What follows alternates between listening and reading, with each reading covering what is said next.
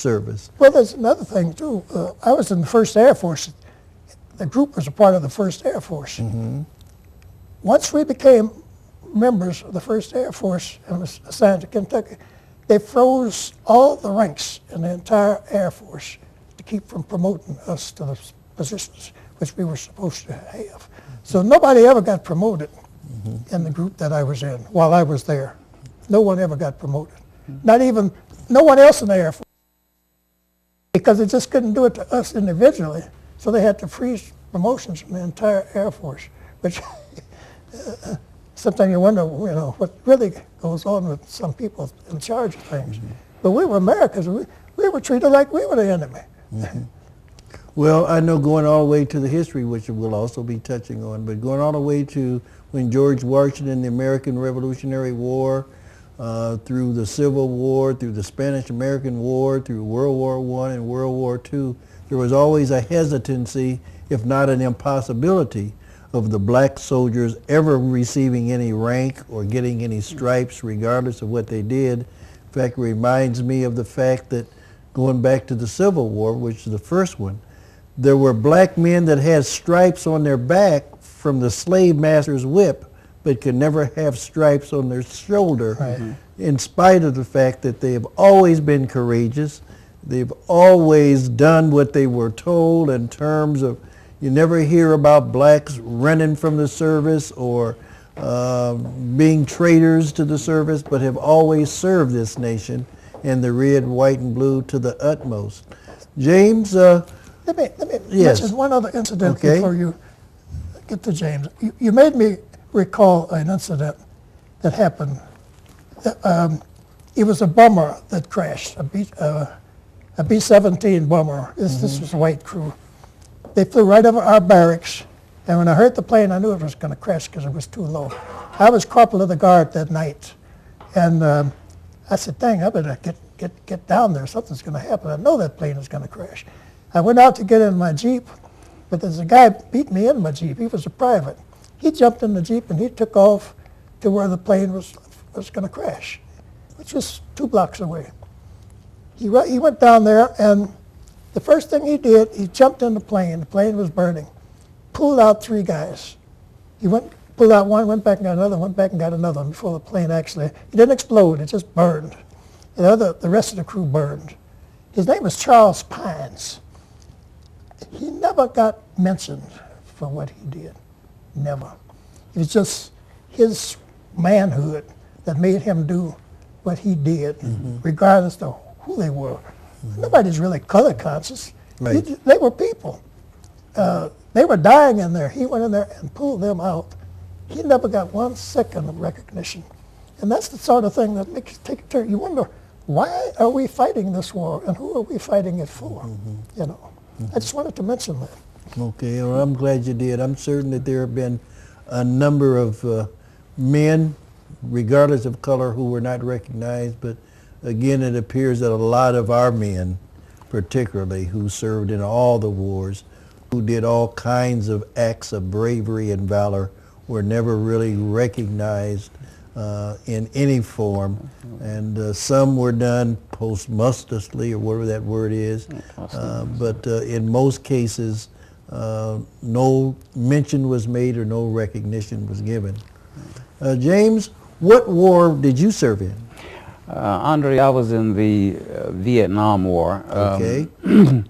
I was in college at the time when the war became full-blown, and fortunately I was enrolled in the ROTC, the Reserve Officers Training Corps. And as I said earlier, it had been my ambition to embark upon a military career. In fact, what I wanted to become was at least a brigadier general. And so I was already in the ROTC, and so when I graduated from Virginia State University, I was also commissioned at that same time as a second lieutenant, and went on to the commission to serve in the Army from that point. I chose the Army because realizing the vast discrimination and inequality that existed even in the military services, I knew that the Army offered the best advantage for a career Army officer. remembering that the Army, I think, was the first to promote a black man to the rank of general. General Benjamin O. Davis, I think, was the first black general in the U.S. Army. And so it was very rewarding to me to be commissioned and to begin service, and I knew that I was going into the service as an officer, which gave me some better opportunities and enhanced my chances for promotion. The Vietnam War was not a popular war. However, as a soldier, we followed the words that General MacArthur so vividly etched in our memories: duty, honor, country. Regardless of the segregation, regardless of the inequality, it was our responsibility as American citizens, black or white, to perform our duty as soldiers. I was very aware of some of the things that Mr. Robinson has talked about. My grandfather was in World War I in Europe, and my father was in World War II in Japan. And so I was acutely aware of the discrepancies and the inequalities. Their tasks in Europe and in Japan were basically support type units. You worked in the mess hall. In the case of World War I, you took care of the stables for the horses, and you worked in the motor pool, and you worked in the engineers to clear roads and programs like that.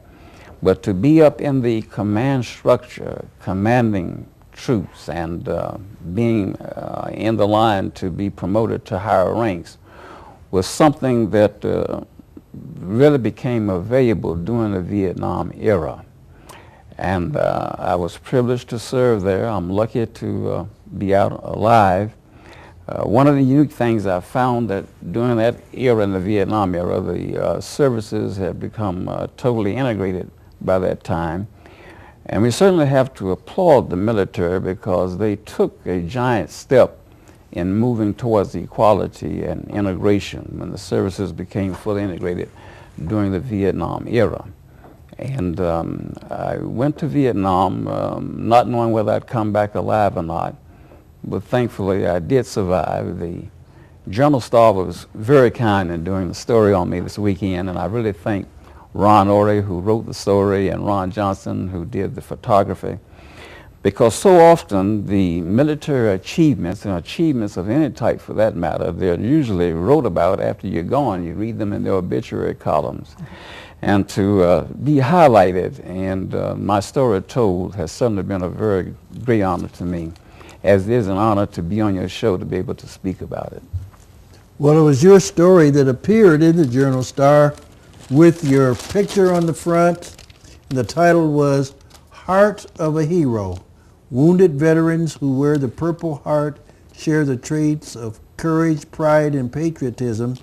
And in addition to yourself, which was the main featured person, there were other veterans, Leroy Mace, Derek Glisson, Forrest Smith, and Barry Spraggs, who also were talked about in this article.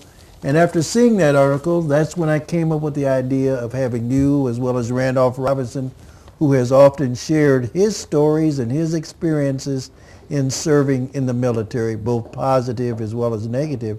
And that's why I invited you fellas to not just share with me and a few people, but to make the total community aware that we have always been there for the red, white, and blue. Yes? You mentioned General Benjamin Davis. I served under Benjamin Davis. I served under his son, Benjamin Davis Jr. I also flew with General James when he was a lieutenant. He was one of my pilots in the bomber group.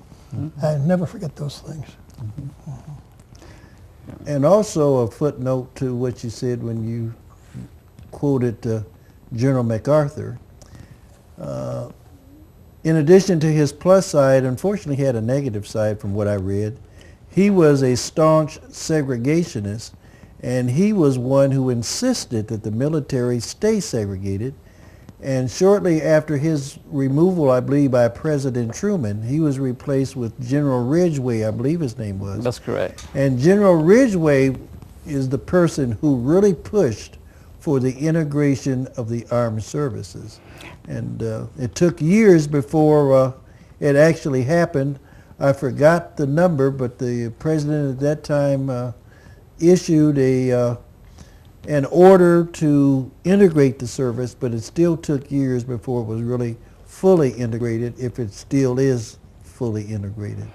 Absolutely. You know, as I mentioned in the article, that was one of the acute dichotomies of the Vietnam War, and of course any war that we've had in this country, that on the one hand, you are fighting the enemy, your life is on the line, you have a chance that you're going to be wounded or that you're going to die, and then you realize back home there are inequalities, there are separate water fountains, there are separate restrooms, you don't have equality. And the position that I took on that, and the position that I take now, is that we knew that the inequalities existed, we knew that the segregation was there. But in life, you have to go from where you are. To just sit back and not participate and say, I'm not going to be a part of it because I don't like the way I'm being treated at home, I think would not have helped the cause at all. Mm-hmm. We have to go from where we are, and by what be our willingness to serve, to put it all on the line, to give it our all, I think it helped to accelerate the pace that the civil rights movements were able to take force with later on. If we had not done our job, that had been full mass desertion and unwillingness to serve, it would not have helped our cause. And so even though those situations existed, that our black men and women, we faithfully serve just the same. And the things that were done then, and more so that are being done now, they have helped to perpetuate the movement forward. Dr. Martin Luther King said, I have a dream, and a dream is essentially that. It is a dream that you have to work towards to make it a reality. And our service and our devotion and dedication were steps that were being taken to make that dream of equality and equal rights a reality. Well, I'm going to break into that thought, and I want to continue it. We're going to take a short break, and after that break, Jim, I'd like for you to continue your point, as well as Randy, I want you to share some more of your experiences. Please stay tuned. We'll be right back. Call your friends and neighbors so that they too can be informed how the color black has played a significant role in defending the red, white, and blue. We'll be right back.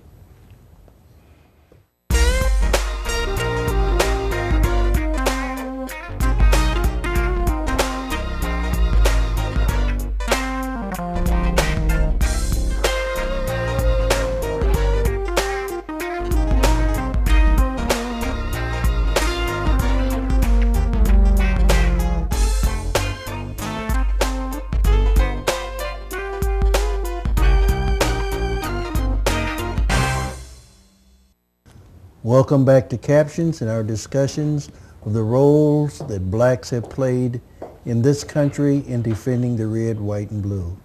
When we ended our first segment, Jim, you were sharing some of your thoughts regarding your personal philosophy in keeping with Martin Luther King and I Have the Dream.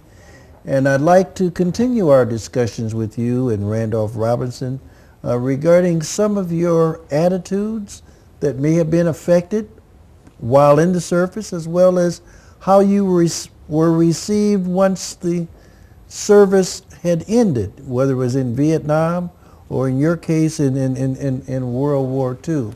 I see some medals on your chest there, James. Can you share what those medals signify? Certainly, Andre, I'd be happy to. The silver tracks denote my final rank that I was in the service, the rank of captain. And this treasured medal here is the honored Purple Heart. Purple Heart. You notice it has an oak leaf cluster on top, which meant that I was wounded twice in combat. The second medal is the Bronze Star with V device with 2 oak leaf clusters. And the V device was for heroism when I knocked out an enemy position at Hamburger Hill that was turned into a movie in 1987. And I have 3 awards of this Bronze Star medal with the V device and 2 oak leaf clusters.